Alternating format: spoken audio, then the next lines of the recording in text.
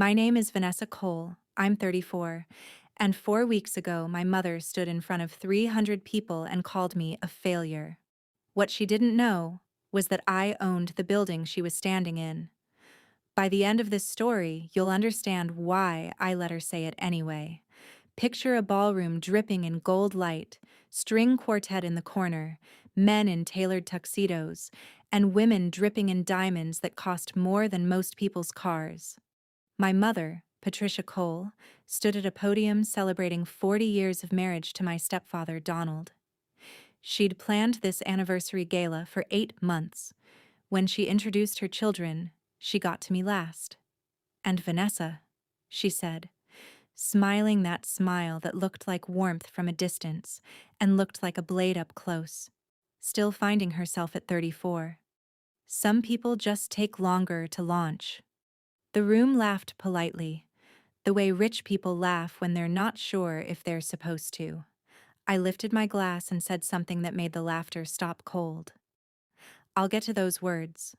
But first, you need to understand the 15 years that led to this moment, because nothing about that night was an accident, and nothing about what came after was either.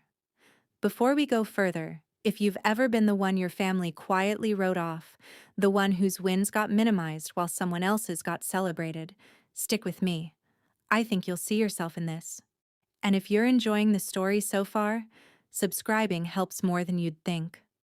I grew up in Westchester County, New York, in a house with a circular driveway and a name everyone in town recognized. My father died when I was 7. A car accident on the Sawmill Parkway that I only remember in fragments, sirens, and my mother's scream that didn't sound human. 2 years later, she married Donald Whitfield, a commercial real estate developer with 3 ex-wives and a son named Tyler from the second one. Tyler was 11, golden-haired, effortlessly charming in the way certain children are taught to be charming, and from the moment he moved into our house, I became background noise. It wasn't cruelty exactly, not the kind you could point to and name. It was quieter than that. Tyler's soccer games got the whole family in the stands. My piano recitals got my mother glancing at her watch. Tyler's report card went on the refrigerator. Mine went into a drawer. When I won a regional science competition at 14, my mother asked if I'd remembered to thank Donald for the lab equipment he'd bought Tyler that same month. Equipment Tyler never used. I want to be clear. Nobody hit me. Nobody screamed at me. I was simply edited out of the family photo a little more each year, until I learned to stand at the edges of every picture myself, before anyone had to ask.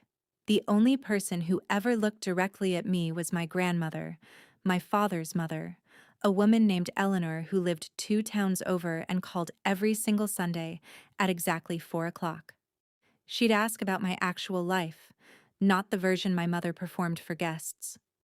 She used to tell me, "The quiet ones are usually keeping score. They just don't show their hand early." I didn't understand what she meant until years later. She passed when I was 28, and what she left behind would matter more than anyone in my family could have imagined. But that's later in the story. The moment everything cracked open was the spring I turned 21. I was a junior at Cornell, studying urban planning and economics, carrying a GPA north of 3.9, and I had just been accepted into a highly competitive summer fellowship in Singapore, the kind of program that changes the trajectory of a career. I called home to share the news. My mother put me on speaker so Donald could hear. There was a pause, then Donald's voice, flat and final. "We need to talk about tuition priorities. Tyler's been accepted to a graduate architecture program, and frankly, the family can't stretch to cover everything. We think it makes sense for you to take a leave of absence this year." I sat on the edge of my dorm bed and felt something in my chest go very still. "You said you'd cover all 4 years," I said. "That was the deal after Dad's life insurance ran out." My mother's voice came through, soft and reasonable in the way that made you feel crazy for being upset. "Circumstances change, sweetheart. Tyler's opportunity is once in a lifetime. Yours will still be there later. I later learned, through a relative who drank too much wine at a funeral, that the family trust had more than enough to cover both of us. They simply decided I wasn't the priority. I didn't scream. I didn't cry on that call. I said, okay, hung up the phone, and made a decision that would quietly define the next decade of my life. I was never again going to let these people determine what I was worth. I withdrew from Cornell that semester and moved to Chicago with $2,600 and one suitcase. My first apartment was a converted closet above a dry cleaner in Logan Square, the kind of place where you could hear every argument the couple next door ever had.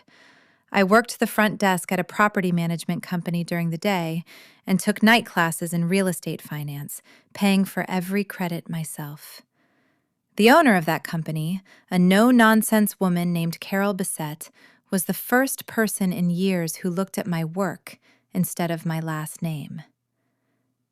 "You think in systems," she told me once. "That's rare. Don't waste it." So I didn't.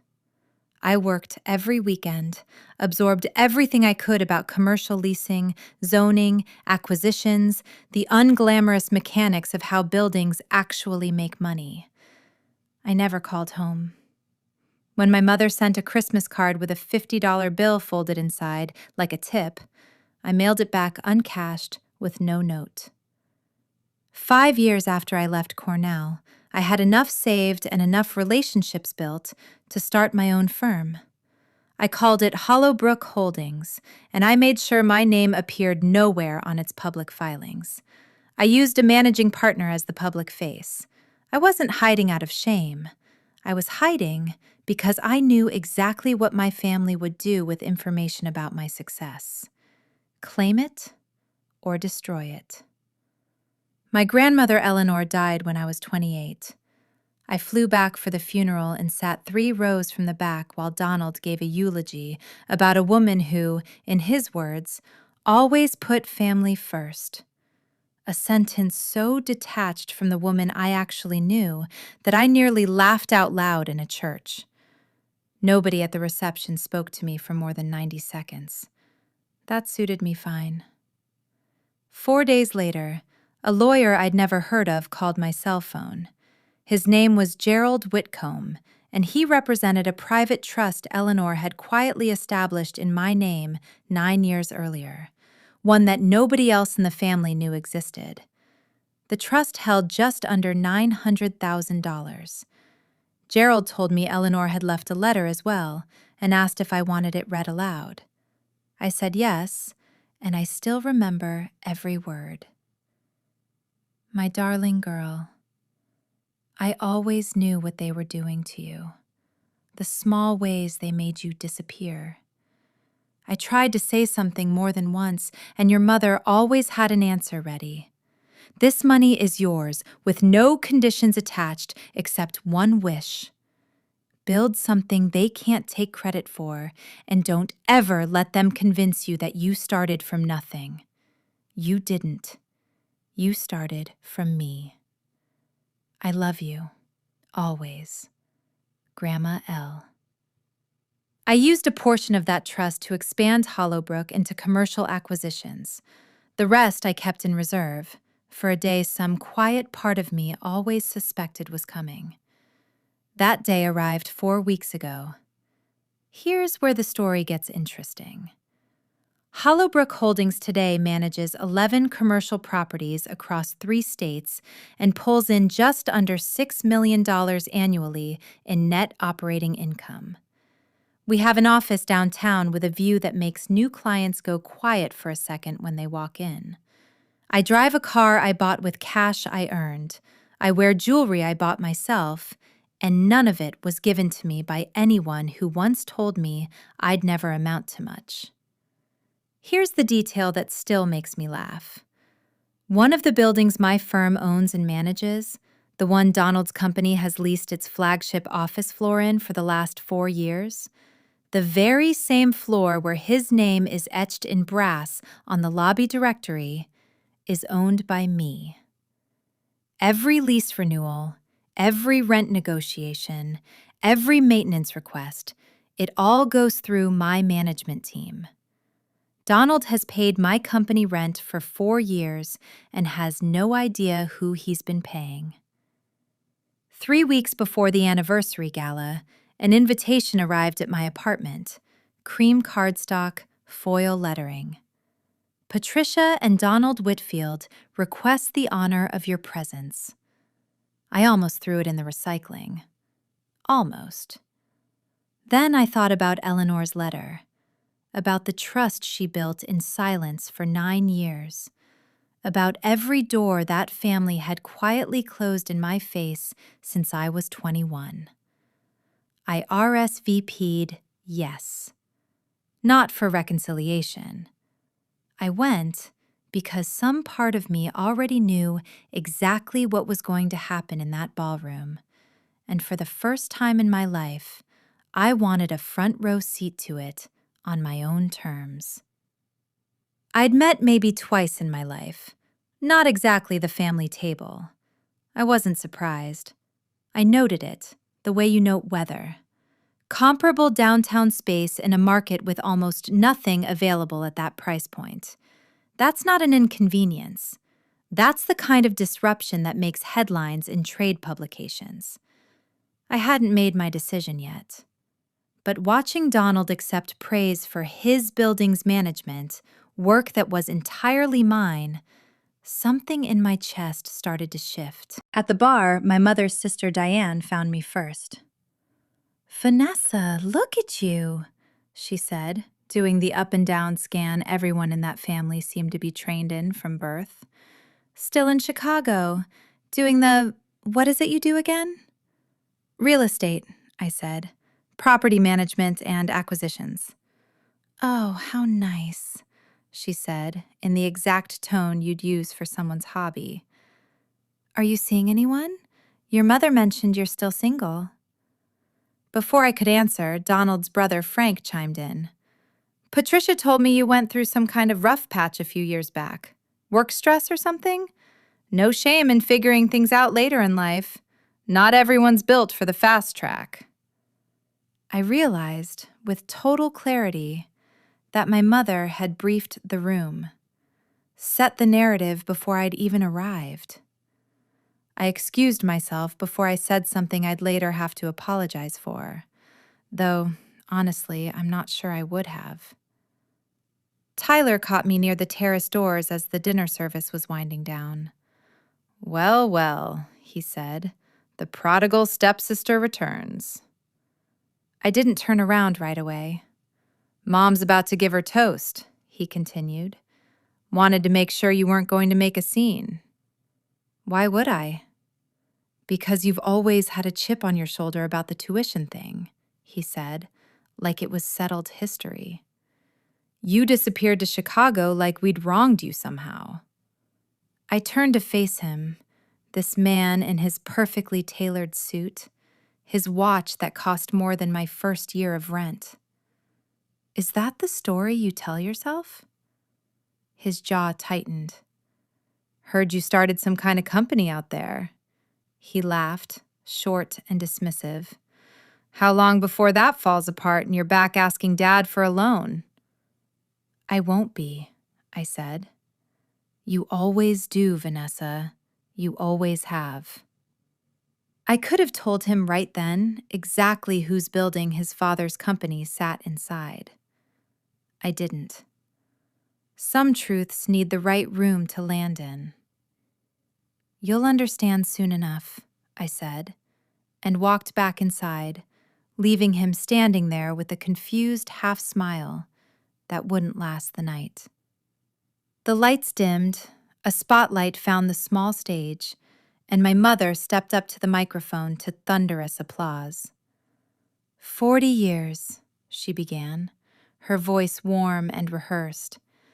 "And what a journey it's been."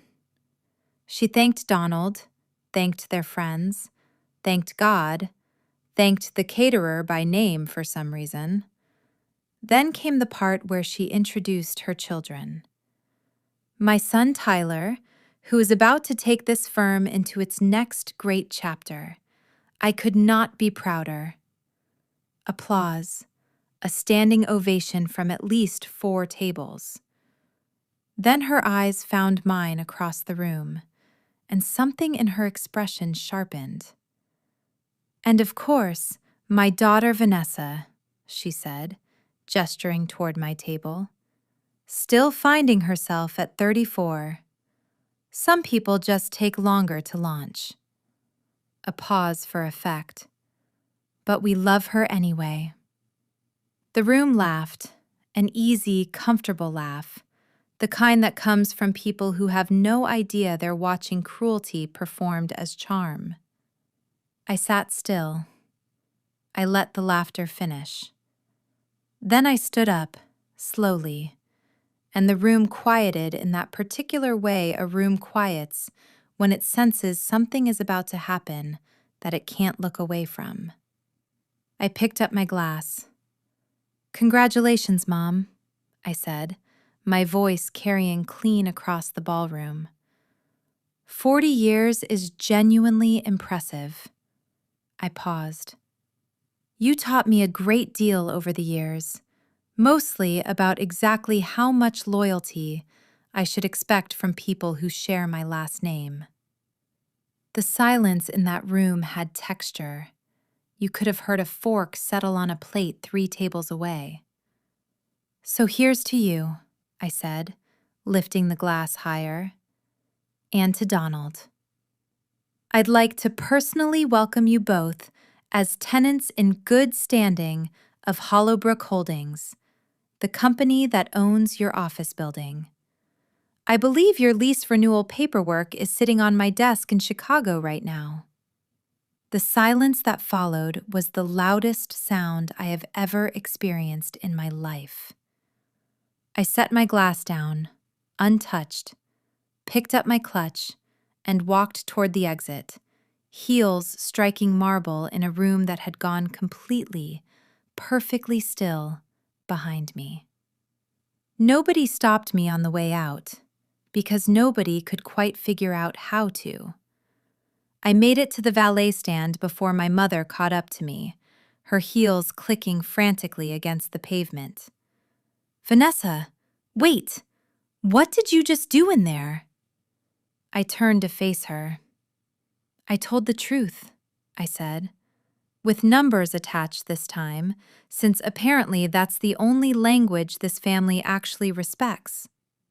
Donald appeared behind her a moment later, his face a shade of red I'd genuinely never seen on him before. "This is a joke," he said. "It has to be a joke." "Call Gerald Whitcomb," I said. "He's been my attorney for 6 years. He can confirm the entity, the lease, all of it, by Monday morning if you'd like it in writing." "If you do this," my mother said, voice shaking, "if you actually pull this lease, we lose everything we've built." I almost laughed. "You didn't build that office," I said quietly. "I did. You just paid rent on it and never thought to ask who you were paying." I got in my car, and for the first time in 15 years, I drove away from that family without a single piece of guilt riding in the passenger seat. 3 days after the gala, my mother called 11 times before I finally picked up. Her voice had lost every trace of the warmth she performed for that ballroom. "We need to talk about this lease situation," she said, like we were discussing a misplaced delivery instead of the foundation of her husband's business. I told her exactly what my attorney had already told Donald's legal team, that Hollowbrook would honor the existing lease through its current term, but any renewal would now be evaluated on the same basis as any other tenant, with no special consideration for the fact that I happen to share a last name with the people currently we lose everything we've built. "That's not how family works," she said. I almost laughed at that, coming from the woman who pulled my tuition to fund Tyler's graduate program. "Family is exactly how this works," I told her. "You taught me that lesson when I was 21. I'm just finally fluent in it." What followed wasn't dramatic. No shouting match, no scene. It was quieter than that, and far more permanent. Donald's firm spent the next 4 months scrambling to find comparable office space downtown, and in a market that tight, at that size, there simply wasn't anything close to what they'd had. They eventually relocated to a smaller building 20 minutes further out, a visible step down that every client and competitor in that industry noticed immediately, because that world runs on exactly that kind of optics. I didn't orchestrate their decline. I just stopped quietly subsidizing it with favorable terms nobody ever knew I was extending. Tyler called me once, about 6 weeks after the party, his voice stripped of all its usual polish.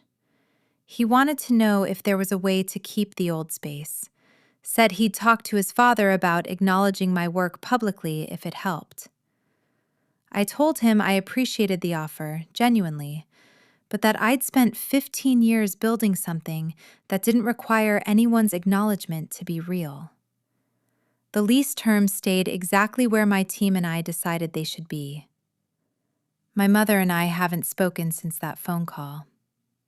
I won't pretend that doesn't sit somewhere in me, some quiet, complicated ache that probably isn't going anywhere completely. But I've also stopped waiting for an apology that was never coming, the way I once waited for tuition money that was never coming either. What I have instead is a company with my name finally on the door, a handful of employees who've never once made me feel like background noise, and a framed copy of my grandmother's letter sitting on my office shelf where I can see it every single day. If you've ever been the one quietly written out of your own family's story, I hope you know this. The version of you they decided to believe in was never the whole truth. And you don't owe anyone a lifetime of shrinking to match the small role they wrote for you. Sometimes, the most powerful thing you can do isn't the dramatic exit or the big reveal. It's just quietly becoming someone they can no longer afford to underestimate, and meaning it. That's the whole story. Thanks for being here for it.